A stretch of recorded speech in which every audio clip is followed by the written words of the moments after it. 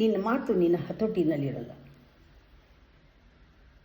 ಇಲ್ಲದೇ ಇದ್ದರೆ ಬೇರೆಯವರು ಸುಲಭವಾಗಿ ನಿನ್ನ ಹತೋಟಿಗೆ ತೊಗೊಂಡ್ಬಿಡ್ತಾರೆ.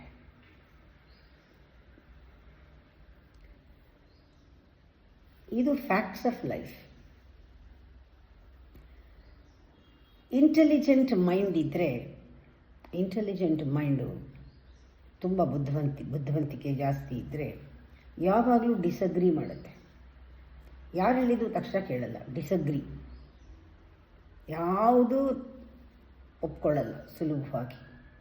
ಗಮನಿಸಿ, ಇಮಿಡಿಯೇಟಾಗಿ ತಿಳ್ಕೊಳ್ಳಿ, ನಾನು ಸ್ವಲ್ಪ ತಲೆಹರಟೆ ಮಾಡ್ತಾಯಿದ್ದೀನಿ ಅಂತ ಗೊತ್ತಾಗಬೇಕು ನಮಗೆ.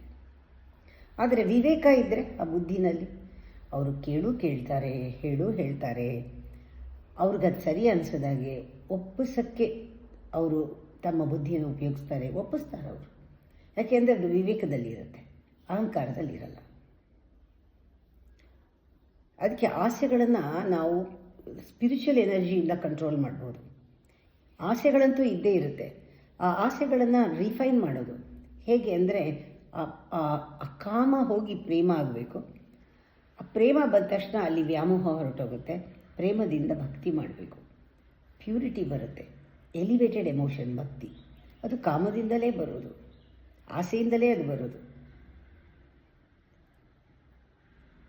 ಹೀಗೆ ನಾವು ಸ್ಪಿರಿಚುವಲ್ ಎನರ್ಜಿ ಇದ್ದರೆ ಬೇಕಾದಷ್ಟು ಮಾಡ್ಬೋದು ಕೆಲಸ.